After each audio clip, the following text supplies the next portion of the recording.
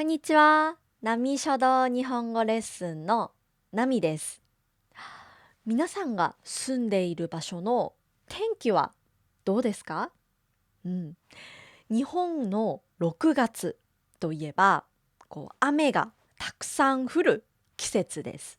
うん、ちょっとジメジメして気分が下がりやすい季節ですけど、今月も楽しいトレンドや面白いニュースがたくさんありました。ということで、今日は6月に話題になった食べ物やイベント、ニュースについていろいろ紹介します。JLPT N3 から N2 レベルの日本語を使って話します。新しい言葉や生活でよく使う表現がたくさん出てきます。ぜひ最後まで見てリスニングの練習をしてみてくださいね。はい、それでは行ってみましょう。はい、まずは今日本で大注目の食べ物から紹介します。皆さんはモッチュリンという言葉を聞いたことがありますか？はい。これは今、日本全国のミスタードーナツ、通称ミスドで発売されているドーナツの名前です。モッチュリンは SNS でも毎日のように話題になっている新しいドーナツです。うん、ミスドといえば子供から大人まで大人気のお店ですよね。うん、日本で定番のポン・デ・リングというもちもちしたドーナツが、すごく有名なんですけど、モッチュリンはそれを超えるかもしれないと言われています。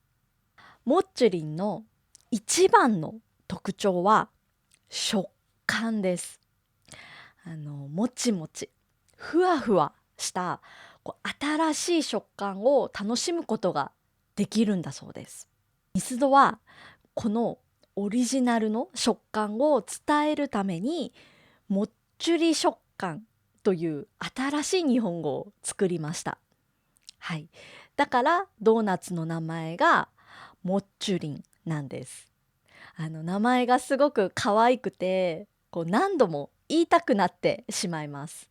はい。もっちゅりん、もっちゅりん、もっちゅりん。味は3種類あります。もっちゅりんきなこ、もっちゅりんみたらし、もっちゅりんいちごです。ほんとどれも美味しそうですよね。はい。もっちゅりんを実際に買って皆さんに直接見せたいと思ったんですけど、お店に行ったら50人くらいお店の前に並んでいて、買うのを諦めました。はい。お店の中に人がもう入れなくて、お店の外まで並んでいました。いつかね、買って食べたいと思います。はい。モッチュリンを食べたことがある人はいますか？はい。いたらぜひコメントで教えてください。はい。ミスドはフランチャイズのお店なので、いろいろな国にあります。うん。皆さんの住んでいる場所にはミスドはありますか？うん。好きなドーナツがあったらぜひ教えてください。ちなみに私はチュロスとポン・デ・リングが大好きです。はい。では続いてもう一つの話題の食べ物を紹介します。はい。皆さん6月10日に日本のセブンイレブンで何が起きたか知っていますか？うん、実はこの日セブンイレブンのセブンカフェスムージーが全品半額になるというキャンペーンが開催されました。はい。セブンカフェスムージーを日本で買ったことがある人はいますか？うん、このスムージーは冷凍のフルーツや野菜が入ったカップを購入してお店の機械で作るドリンクです。普段は、300円から400円くらいするんですけど、それがすべて50%オフになるということで、6月10日はもうスムージーのこの機械の前に長い行列ができました。うん、私も買いたかったんですけど、もう SNS でもうすぐ完売しましたというニュースが流れてきたので、ちょっとね買えなかったですね。うん、このセブンのスムージーはいろいろな種類があります。うん特に人気があるのは、いちごとブルーベリーのスムージーとか、アサイーとバナナのスムージーが人気です。うん、私はいつもいちごとブルーベリーのスムージーをよく飲みます。うん、皆さんならどっちを飲んでみたいですか？うん、今は期間限定でスイカのスムージーが登場しています。うん、SNS でもすごく人気を集めています。なんか夏の暑い日にぴったりの商品ですよね。うん、日本のコンビニでは1日限定の半額キャンペーンを、突然やることがあります。はい、皆さんも日本に来た時はコンビニの公式 SNS やアプリをチェックしてみてください。はい。では次は6月に話題になったニュースについて話します。はい。6月は日本中が熱狂したニュースがあります。はい。それは FIFA ワールドカップについてです。うん、4年に一度行われるサッカーの大会です。サッカーの試合がある日はもう日本中が盛り上がります。うん、今回のワールドカップでも日本代表の活躍にたくさんの人が注目していました。はい、今回の大会は試合の時間帯が、日本の朝や昼になることが多いので、みんなどうやってリアルタイムで試合を見るかを一生懸命考えています。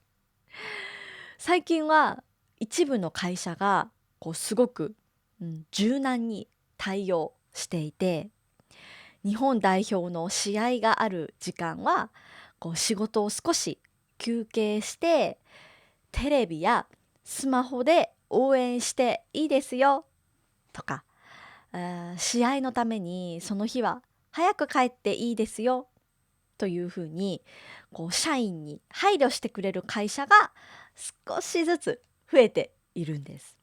うん、真面目なイメージがある日本の社会を考えるとこれはすごく大きな変化ですし、みんなで一緒に応援できるってすごく素敵ですよね。はい。そして今回のワールドカップでは試合だけじゃなくてファッションも大きなトレンドが生まれているんです。皆さんは日本代表のユニフォームを見ましたか？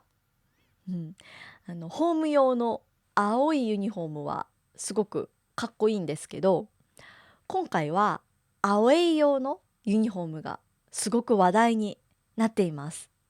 はい、デザインがとてもおしゃれでスタイリッシュということでサッカーファンだけじゃなくて普段サッカーを見ないような若い人たちの間でも大人気です。今日本の街を歩くと日本代表のユニフォームをジーンズやスカートに合わせておしゃれに着こなしている人を見かけますね。すごく可愛いと思います。はい。